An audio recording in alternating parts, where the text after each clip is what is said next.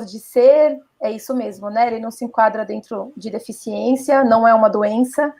Então, existe sim graus do autismo, né? O grau leve, o moderado, o mais grave. Então, foi se definindo aí um espectro, e hoje ele é muito mais amplo, muitas pessoas se enquadram nele, uns mais borderline, outros mais centrais, com características mais marcantes, que são os mais severos, mas como o espectro aumentou muito, é muito fácil hoje estar dentro do diagnóstico do autismo, né, do transtorno do espectro autismo, mas existe sim uma diferença muito grande entre um e outro. Então, tinha os autistas de altas habilidades, que eram chamados de síndrome de Asperger, hoje não se denomina mais assim, mas são aquelas pessoas autodidatas, muito inteligentes, que têm potenciais que nós não temos, né, que não estamos dentro do espectro. E tem autistas que têm deficiência intelectual, às vezes até não são verbais, por dificuldades, né, dessa interação social. Então, é muito amplo e é muito singular. Você pode ter vários autistas de altas habilidades, mas até se compará-los é muito singular.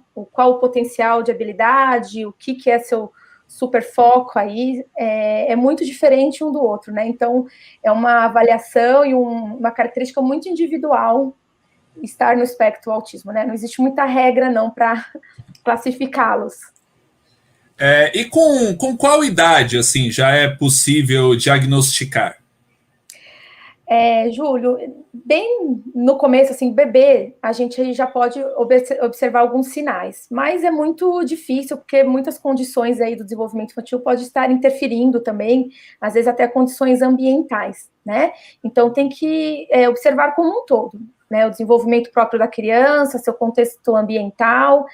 Mas, às vezes, algumas crianças que são diagnosticadas um pouco mais tarde, a mãe começa a perceber e ver vídeos antigos, nossa, ele já fazia isso enquanto bebê. Às vezes, só percebe alguns sinais depois que já passou, né?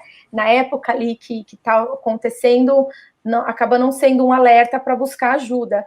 Mas como hoje em dia tem muita informação, né, as pessoas estão sabendo mais o que é autismo, estão sabendo mais sobre o desenvolvimento infantil, dos sinais de alertas, os pais têm ficado muito atentos e chegado antes, né, e pontuado ao pediatra, tem buscado neuropediatra, tem buscado ajuda, e então os sinais que os pais trazem é sempre um meio de observar, de avaliar se realmente pode ser que esteja dentro do espectro, mas muitos médicos preferem esperar um pouquinho, né? Põe a criança em intervenções de outros terapeutas aí para ajudar na linguagem, na interação social, nas questões sensoriais, e aí vai se fazendo um raciocínio clínico durante o desenvolvimento, o que pode estar acontecendo, né?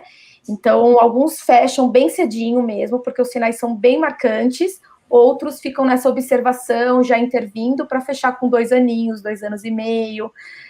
Tem crianças que disfarçam um pouco mais o espectro, sabem ter um jogo de cintura aí, que são até os de altas habilidades, e eu tenho histórias interessantes para contar sobre isso, que burlam a avaliação, né? E aí eles vão fechar mais velhos, porque ficaram condições muito sutis, mas ainda ela existe, né? Então, alguns diagnósticos são feitos tardiamente, mas hoje teve duas fases que qualquer sinal o médico já batia o martelo no autismo, e às vezes a gente via os falsos diagnósticos, os diagnósticos errados, porque a criança desenvolvia e via que não estava dentro do espectro, então passou-se a se segurar um pouco mais esse diagnóstico, mas põe intervenção o quanto antes, né, para já ir trabalhando aí a neuroplasticidade, já ir organizando o que precisa, para depois, então, fechar ou não, mas não se pode negligenciar o início terapêutico já com qualquer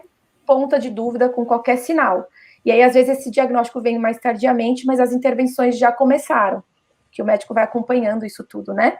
Para não haver esse erro, às vezes, de diagnóstico errado por uma outra condição que estava acontecendo com a criança.